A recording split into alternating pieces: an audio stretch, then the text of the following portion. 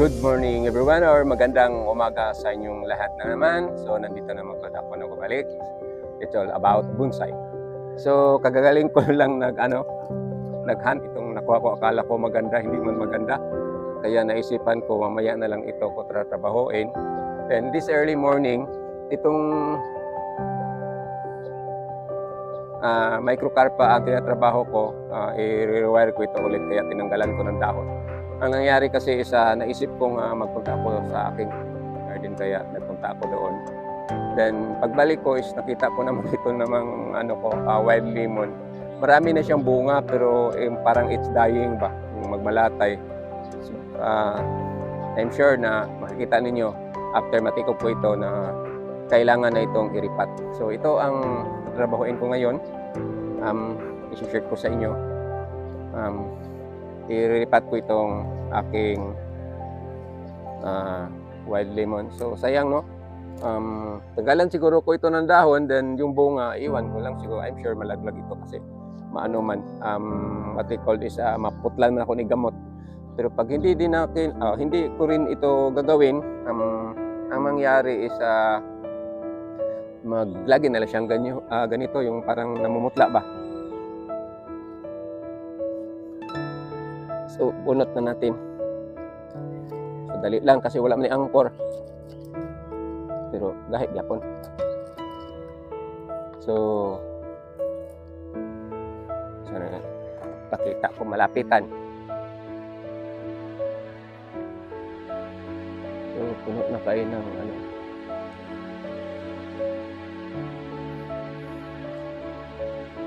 balik tayo dito. Tapos i-adjust ko yung camera kasi baka biglang maghanap na po na. So ang problema nito nga pat, kung pwede pa lang sana tanggalan ito ng mali yung designer nito. Kasi pag lumulusot yung yung ugat, hindi mo makuha kasi may flooring siya sa ilalim ba. So ito ang trabaho ko araw-araw. So kung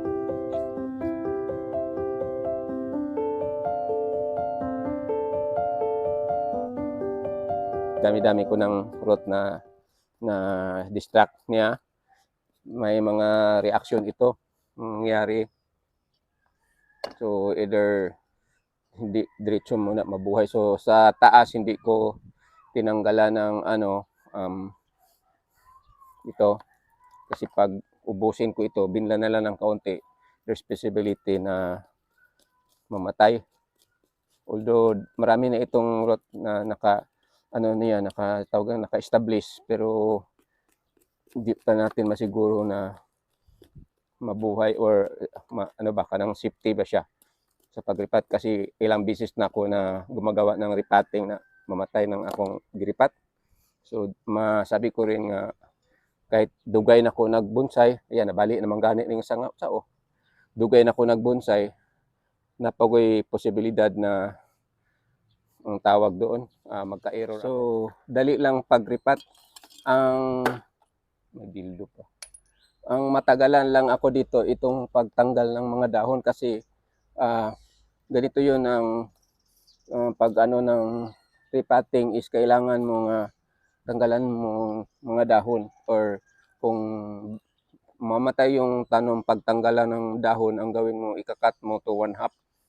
So para yung stress sa ugat, yung bali hindi mahihirapan yung ugat sa pagbigay ng nutrients sa dahon, kasi na cut off yung dahon.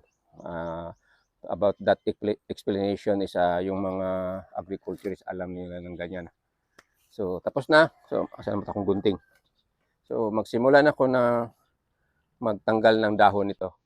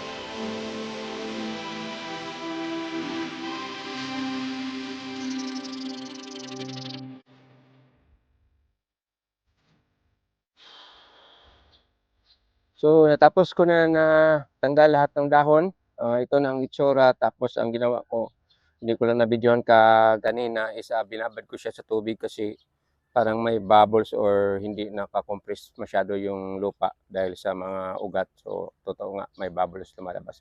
So ito na ang itsura ng aking what we call wild lemon cascade. So it is a full cascade siya, kasi yung last niya is nakarating dito. Kung half cascade dito lang maganda. So ang front niya, dito yung front. So try ko makita ba ni diya? Nakatagway. Then bigyan ko ito ng ganito. Just soap na maganda. Yun ang itsura. Then dito naman sa likod,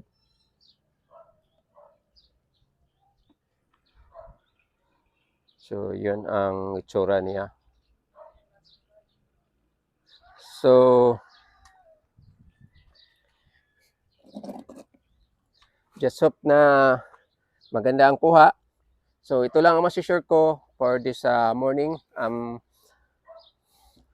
About defoliating my what we call this wild lemon. Then syempre kaya gi-defoliate because giniripat, kasi pag hindi mo ito tanggalan ng dahon, there's a possibility mamamatay. So this situation now is pagani siya around mga pila ka percent na mamatay siya.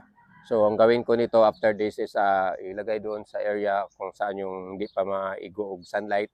Then after around a week or mga 2 weeks siguro, ibalik ko na siya kung saan siya nakalagay. So for this morning, ito lang masashare ko sa inyo regarding my wild lemon na hunting of bonsai materials. Landing ito dito na lang kasi pangit na ito nakuha na ako.